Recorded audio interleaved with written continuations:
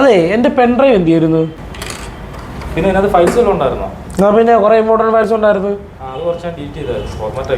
Format ചെയ്തു. ഇതേപോലെ നിങ്ങളുടെ ഫയൽസും കാര്യങ്ങളൊക്കെ നമുക്ക് റിക്കവർ ചെയ്യണം. അങ്ങനെയാണെന്നുണ്ടെങ്കിൽ ജസ്റ്റ് ഗൂഗിൾ ഒന്ന് ഓപ്പൺ ചെയ്തതിന് ശേഷം നമുക്കവിടെ ഡിസ്ക് ഡ്രിൽ എന്നുള്ള ടൈപ്പ് ചെയ്യാം. cleverfiles.com എന്നുള്ള സൈറ്റ് ഉണ്ട്. ആ സൈറ്റ് ഒന്ന് ഓപ്പൺ ചെയ്യുന്നു. അവിടെ നിങ്ങളുടെ ഫ്രീ ഡൗൺലോഡ് ഉണ്ട്, ഡൗൺലോഡ് ചെയ്യാം. ഡൗൺലോഡ് ചെയ്തിട്ട് നിങ്ങൾ ബൈ ഡിഫോൾട്ടായിട്ട് കാണുന്ന ഇൻസ്റ്റലേഷൻ പോലെ അത് ഇൻസ്റ്റാൾ ചെയ്തു. ഇൻസ്റ്റാൾ ചെയ്തതിന് ശേഷം നിങ്ങളുടെ സോഫ്റ്റ്വെയർ ഒന്ന് ഓപ്പൺ ചെയ്യുക.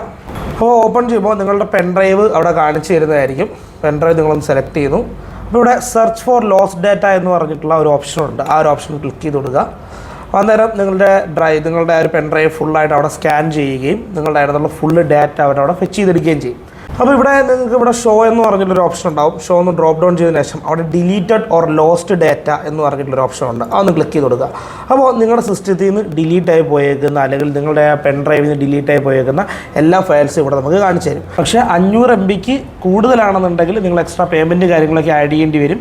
അതല്ല 500 MB താഴെയാണെന്നുണ്ടെങ്കിൽ ഇഷ്യൂസോ കാര്യങ്ങളൊന്നുമില്ല. ഓക്കെ, അപ്പോൾ ഇതേപോലെയുള്ള കൂടുതൽ ടിപ്പുകൾക്ക് വേണ്ടിയിട്ട് ഈ ഒരു പേജ് ഫോളോ ചെയ്യൂ. Thank you so much.